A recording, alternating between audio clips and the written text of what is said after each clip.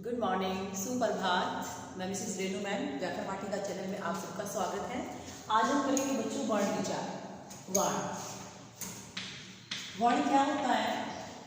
वर्ण होता है ध्वनि। वर्ण क्या होता है बच्चों? वर्ण होता है ध्वनि। जो मुख से जो बोले जाते हैं, मुख से जो निकलती है वह क्या होती है? ध्वनि। उन्हें क्या कहा जाता है? वर्ण कहा जाता है। वर्ण की परिभाषा क्या आएगी?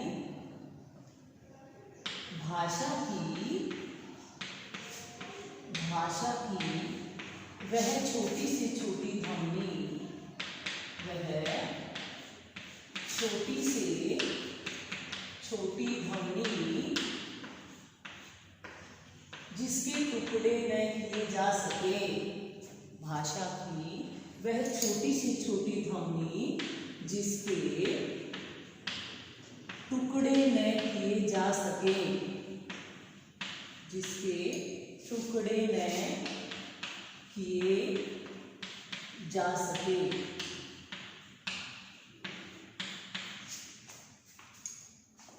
इस ध्वनि को यहाँ लिख दीजिएगा, यहाँ को दिखाएंगे। छोटी से छोटी ध्वनि इसके टुकड़े न किए जा सके।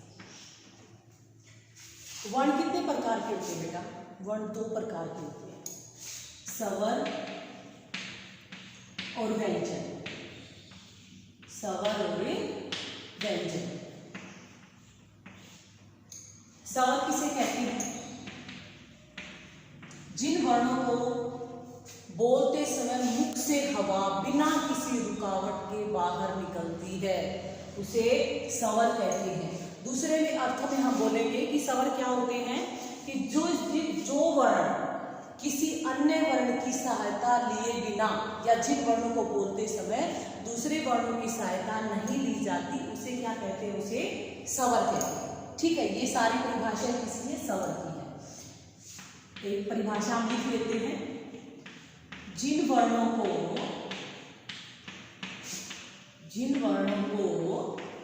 बोलते समय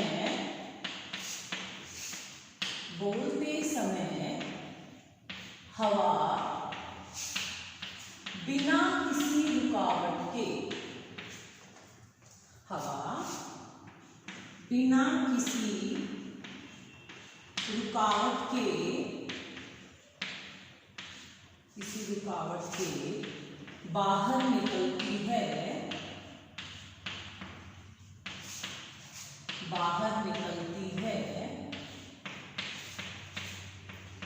उसे स्वर कहते हैं।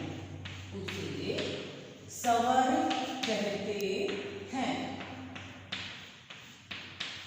बच्चों जो स्वर होते हैं ना वो इतनी आसानी से बोले जाते हैं कि जब बच्चा छोटा होता है तो वह सबसे पहले वह स्वर ही बोलता है। मान लो ए, तो ये शब्द आपने देखे होंगे कि बच्चे के मुख से आसानी से निकलते हैं क्योंकि ये ऐसे वर्ण होते हैं जो बिना किसी रुकावट के बोले जाते हैं। ठीक है, तो स्वरों की संख्या कितनी होती है? स्वरों की संख्या होती है बच्चों 11। स्वरों की संख्या कितनी होती है? 11। कौन कौन से होते हैं स्वर? ए, आ, ई, बड़ी ई, ऊ, बड़ा ऊ, री, ए, आई, ओ, औ। आप इनको काउंट करके देख सकते हो, इनकी संख्या 11 है। 3, 6, 9, 10, 11। ठीक है, और स्वरों की मात्राएं कितनी होती है बच्चों? स्वरों की मात्राएं होती हैं 10, क्योंकि ए की कोई मात्रा नहीं होती। स्वरों की मात्राएं कितनी होती हैं? 10 होती हैं, क्योंकि स्वरों की संख्या 11 होती है। इसमें ए की कोई मात्रा नहीं होती है। मान लो हम स्वरों की मात्रा लगाने लग जाए। मान लो कै को हमने लगाया, कै को आ की मात्रा लगाई तो बन जाएगा का, है ना। छोटी की मात्रा लगाई तो बन गया की, बड़ी की मात्रा लगाई तो बन गया की, है ना। तो इस तरह से जो स्वरों की मात्राएं होती वो 10 और स्वरों की संख्या कितनी होती है? 11। ठीक है, अब हम करेंगे स्वरों के प्रकार। क्या करेंगे अब हमें? स्वरों के प्रकार।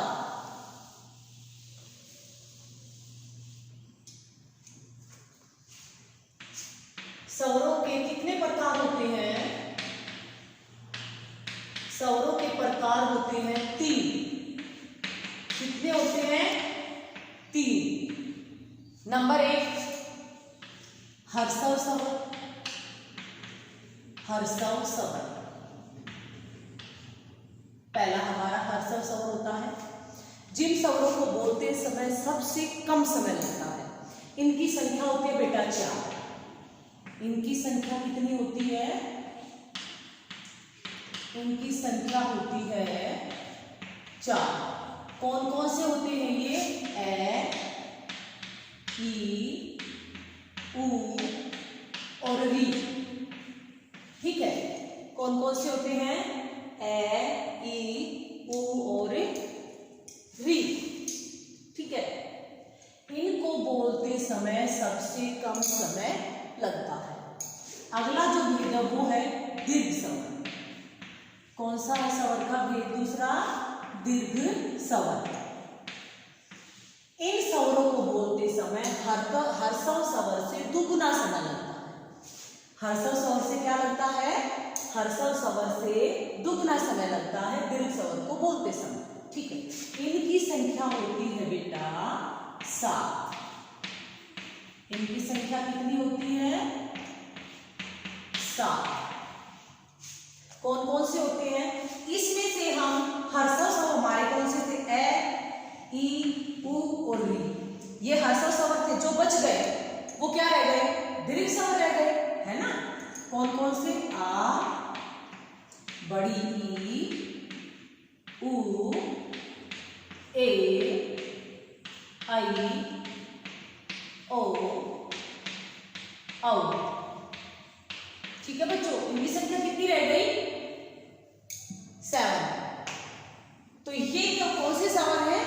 जिन स्वरों को बोलते समय हर्षव स्वर से दुगुना समय लगता है। ठीक है, अब तीसरा हमारा पॉइंट क्या रह गया? तीसरा भेद कौन सा है? प्लुत स्वर। कौन सा है तीसरा? 3 प्रकार थे ना हमारे स्वरों के, तो तीसरा है हमारा प्लुत स्वर। तीसरा क्या है? प्लुत स्वर।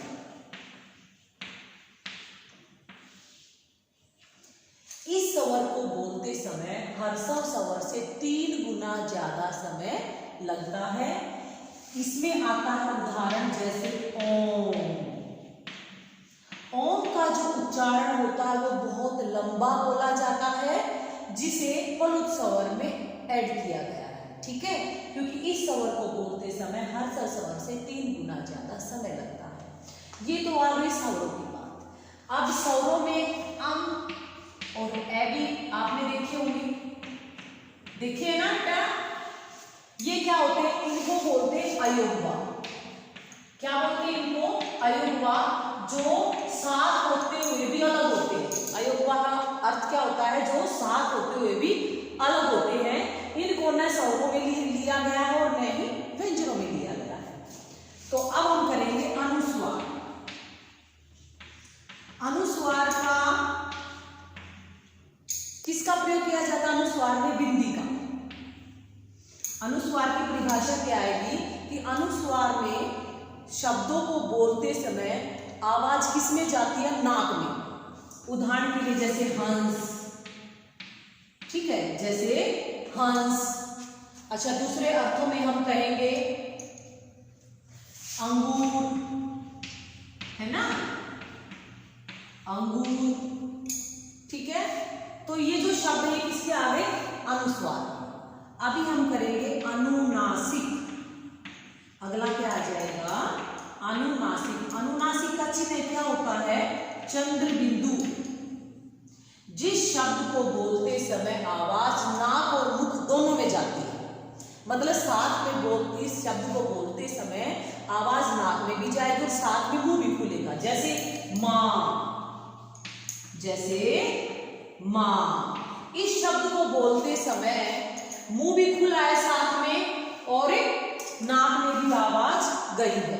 जो इस तरह के शब्द होते हैं वो किसमें आते हैं? अनुनासिक में। अब अगला है विसर्ग। अगला क्या है? विसर्ग। विसर्ग का चिन्ह ये होता है, यह प्राय व्यंजनों के बाद लगते हैं, जैसे प्रातः है, अतः है। इस तरह के जो शब्द होते हैं इनमें विसर्ग का प्रयोग किया जाता है। ठीक है बेटा, तो हमारा ये जो सवाल है वो हमारा अच्छे से कंप्लीट हो गया है। आपको कोई भी डाउट है, आपको कोई भी समस्या, आपको कहीं से भी कुछ समझ में नहीं आता है तो आप मुझे कमेंट करके बता सकते हैं। आपको आपके सभी डाउट क्लियर करवाए जाएंगे बेटा। और आप चैनल को सब्सक्राइब कीजिए और साथ में बेल आइकन दबाइए ताकि जब भी कोई नई वीडियो अपलोड हो तो वो उसका लिंक वो आप तक पहुंच जाए। बाय बेटा, टेक केयर।